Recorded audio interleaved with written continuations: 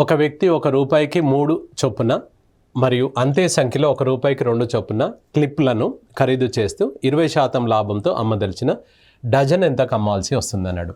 ₹1కి 3 ఖరీదు చేస్తున్నాడు, ₹1కి 2 ఖరీదు చేస్తున్నాడు. ఇంకొకటి ఏంటంటే అంతే సంఖ్యలో అన్నాడు. అంటే ఫస్ట్ వెరైటీ ఎన్ని కొంటున్నావో సెకండ్ వెరైటీ కూడా అన్నే కొనాలి, మళ్ళీ 20% లాభంతో అమ్మాలి. అప్పుడు డజన్ ఎంతకు అమ్మాలి అని అన్నాడు.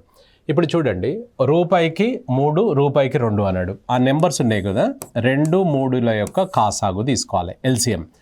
సో ఎల్సిఎం కాసాగు కనుక తీసుకుంటే 2, 3కు కాసాగు ఎంత అంటే 6.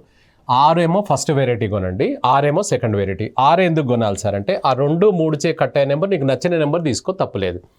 ఇప్పుడు మనకి ఇందులో ఏం చేద్దాం, మనము ఫస్ట్ వెరైటీ వచ్చేసి 3 క్లిప్పులకు ₹1 అన్నాడు.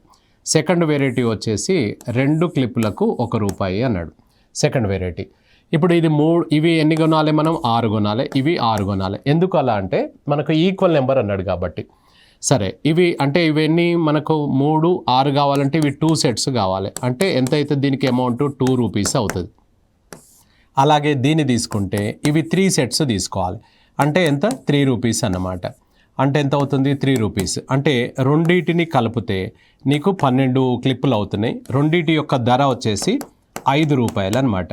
అంటే 12 క్లిప్పులకు ₹5 పడుతుంది మనకు కొన్న వేళ.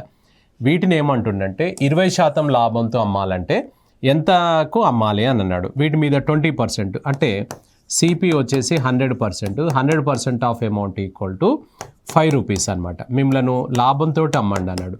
20% వేసుకొని అమ్మండి అన్నాడు. అంటే 120%కు ఎంత, క్రాస్ మల్టిప్లై చేస్తే 120 × 5/100. 20 ఇది 5 టైమ్స్, ఇది 6 టైమ్స్, 5 క్యాన్సిల్. ఇది ₹6 ఈజ్ ద ఆన్సర్ అనమాట. ₹6 మనకు ఆన్సర్ అవుతుంది.